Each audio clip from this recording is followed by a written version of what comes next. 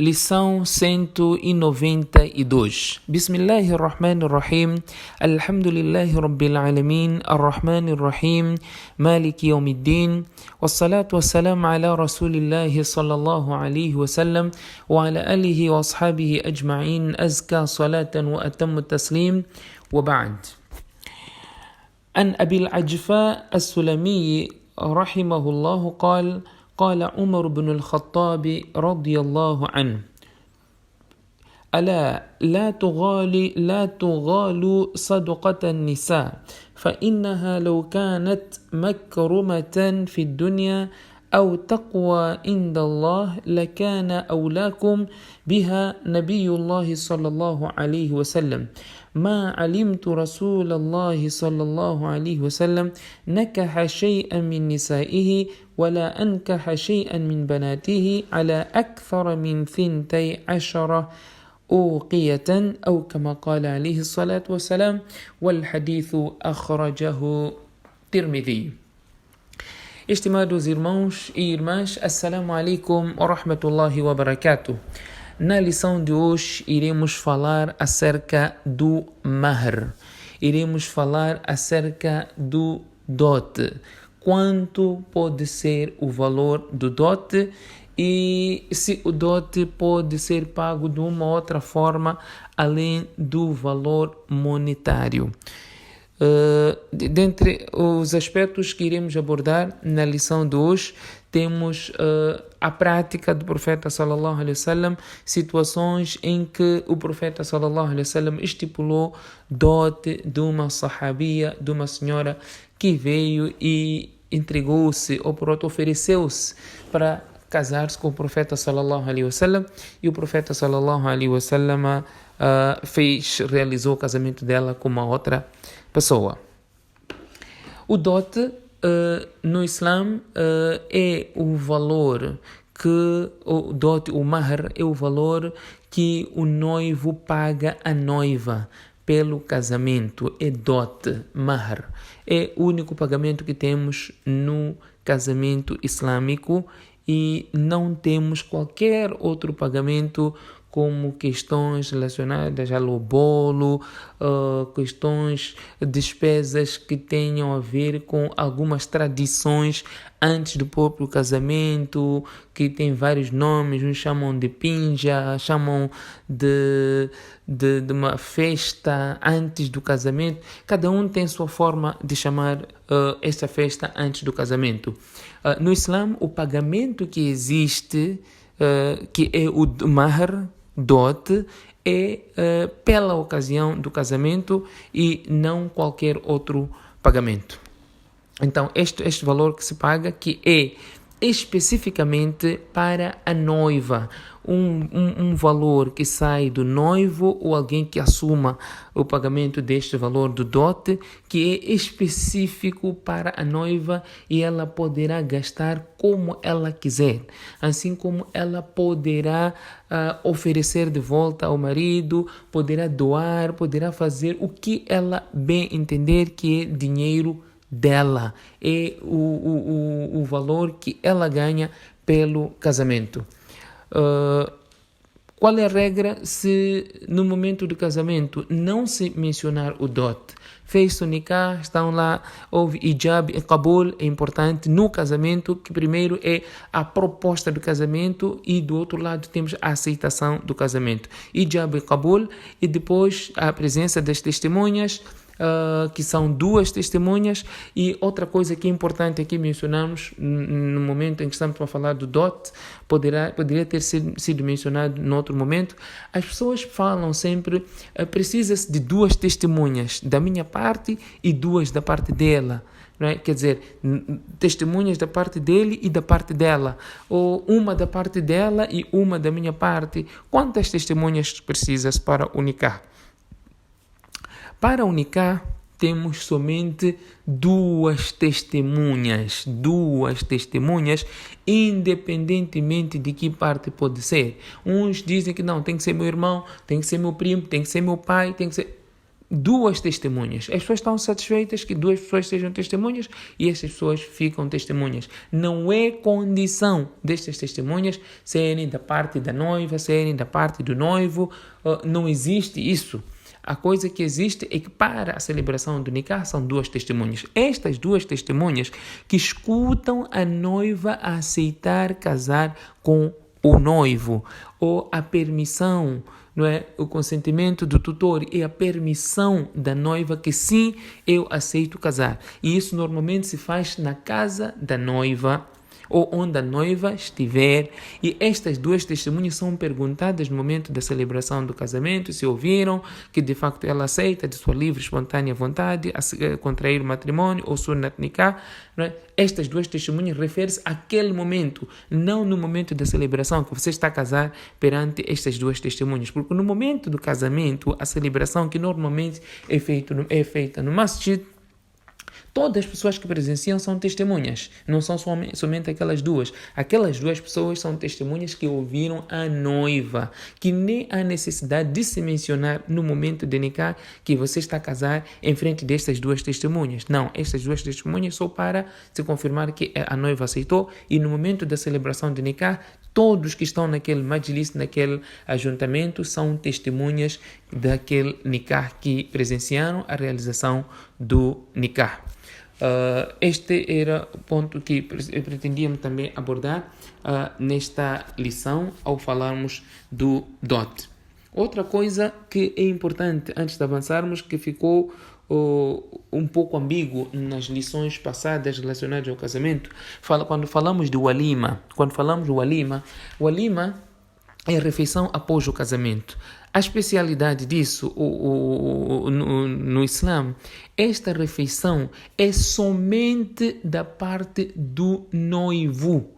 O noivo é que dá esta refeição, não é da noiva. A refeição que a noiva der, ou a parte da noiva der, isso não se chama walima. Walima é a refeição que vem da parte do noivo. Há famílias que não têm posses para fazer uma grande festa, portanto, no momento do casamento, quando eles pretendem dar uma refeição, então eles pedem para o walima. Não, nós temos que associar a parte da noiva da metade e a parte do noivo da metade. Não é correto. Se é para tratar ou chamar aquilo de walima que é sunnah, e o profeta sallallahu alaihi wasallam disse para fazermos, então isto deve ser somente da parte do noivo. Agora, se quiserem fazer uma festa, né, momento de satisfação, alegria, e as partes não têm posses de dar uma festa completa e pretendem associar para fazer uma refeição com os familiares todos, e aí pedirem para uma contribuição, a coisa é completamente diferente. Mas quando se trata do walima, o walima é somente e todas as despesas são da parte do noivo, sem nenhuma contribuição da parte da noiva para se chamar de walima.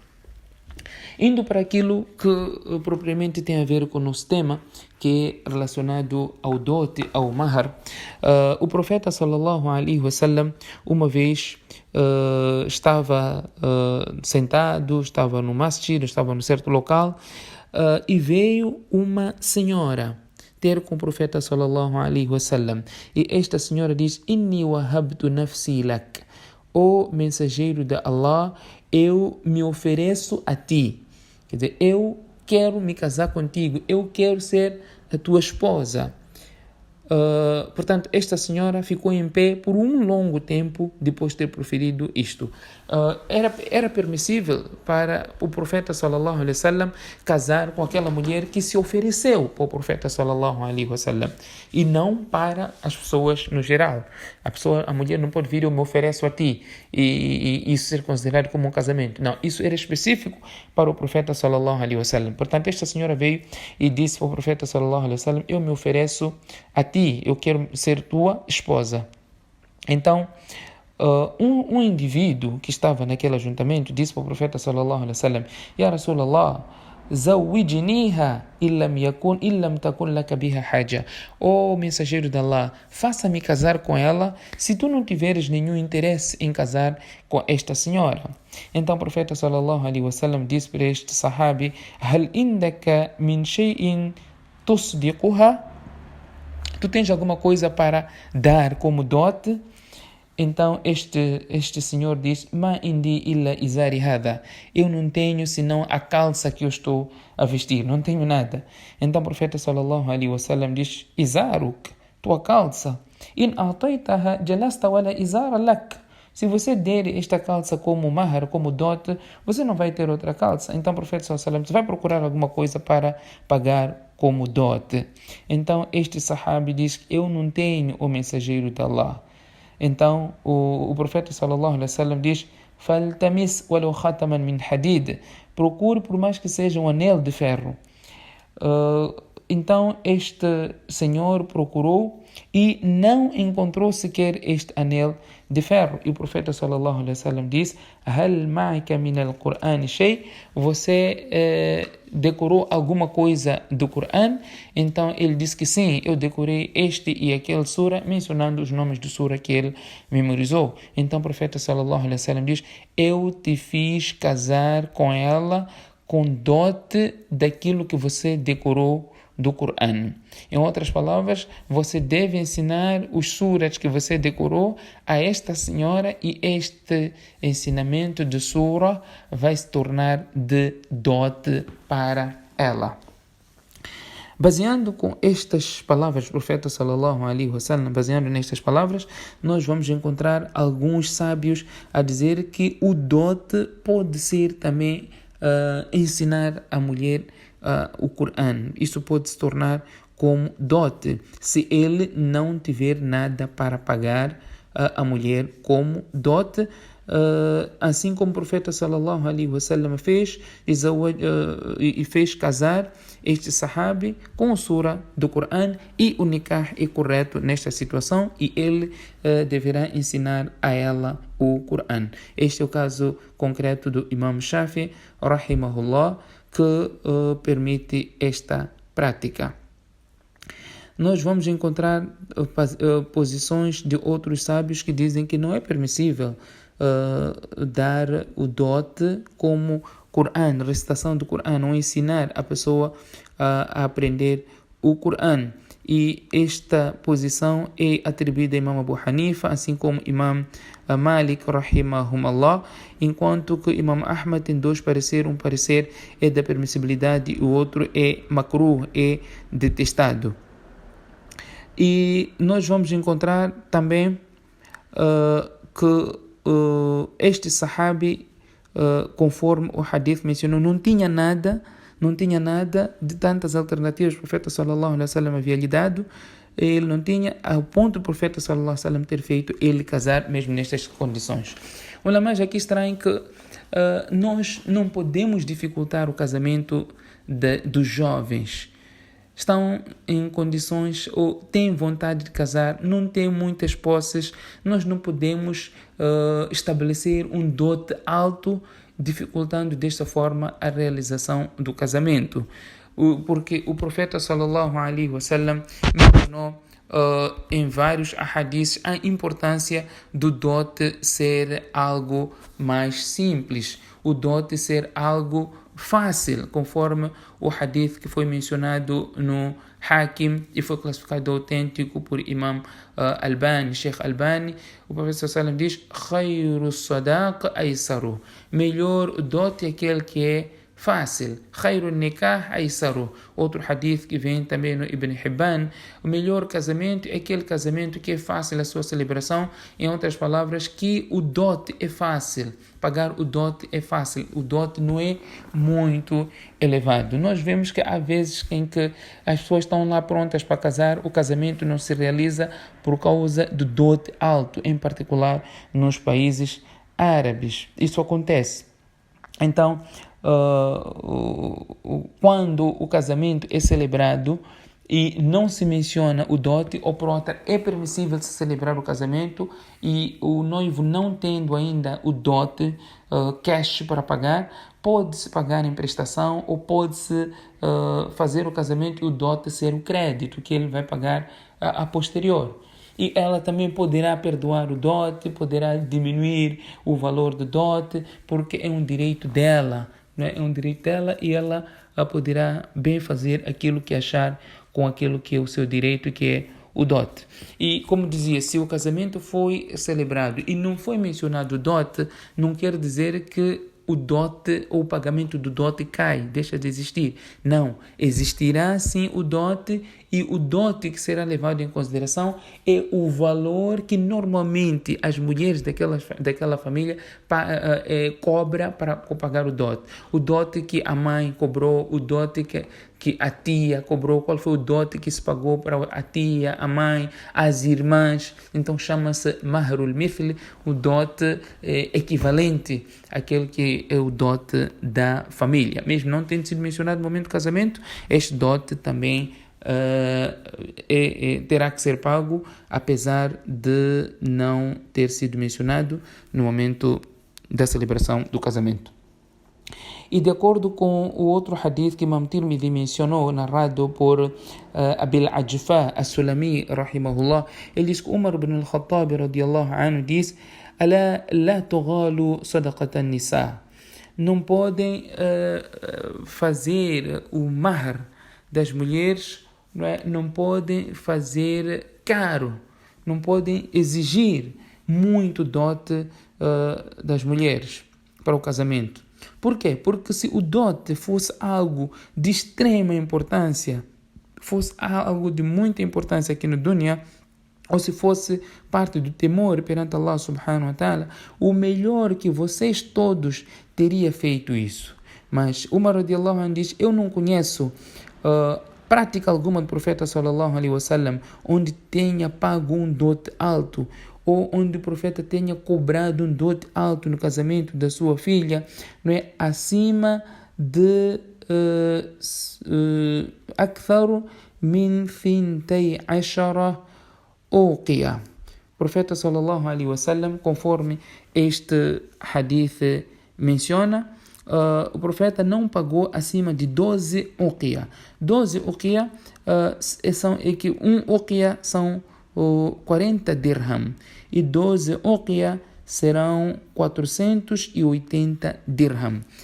Este é o valor que o profeta sallallahu alaihi wasallam pagou, assim como que cobrou para o casamento dele, assim como o casamento das suas filhas. Não foi acima disso. Portanto, isso é levado em consideração conforme o urf, conforme a percepção das pessoas. Este valor não é caro, de acordo com a era, a época. As pessoas consideram um valor médio, um valor que não é alto, não é baixo. O que a sociedade considera que é urf é levado também em consideração este aspecto. E o profeta sallallahu alaihi wasallam também fez o casamento que ele próprio contraiu com as suas esposas. O dote não passou este valor. Nós vamos encontrar dote onde foi pago por dirham, dinar, que é moeda de ouro. Um dirham, no tempo do profeta sallallahu alaihi wasallam, equivalia a 1/10 de dinar. Um dirham, uma moeda de prata, equivalia a 1/10 da moeda de ouro. Ou uma moeda de ouro, dinar, era equivalente a 10 dirhams.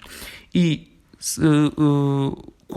500 dirham eram equivalentes praticamente a 50 dirham, 50 dinar, que isto aproximava-se a 212,5 gramas de ouro como dote. E naquela altura o Urfu considerava isso como um valor médio, ou que era um valor que as pessoas pagavam e não existia muita dificuldade para se pagar este valor. Portanto, aquilo, conforme disse, o urf deve ser levado em consideração, aquilo que a sociedade considera um valor médio para o casamento como dote, que deve ser levado em consideração, e não fazemos o dote muito caro. Apesar de ser permissível a pessoa estipular o valor que quer, conforme o Corão diz, وَآتَيْتُمْ إِحْدَاهُنَّ قِنْطَارًا فَلَا تَأْخُذُوا مِنْهُ شَيْئًا. Você pagou um dote alto, deu algo muito valor como dote. Portanto, o Corão menciona isto. Estamos aqui a dizer que é permissível a pessoa se der, não há nenhum problema. Mas aqui estamos a falar de facilitação. Quanto menor for o dote, vamos facilitar mais casamentos, vamos fazer com que mais casamentos se realizem. E este é o propósito para o bem-estar também da nossa juventude. Que Allah subhanahu wa ta'ala dê a todos nós o tawfiq. Subhanakallahumma bihamdik, nashhadu an la ilaha illa anta, nastaghfiruka wa natubu ilayk.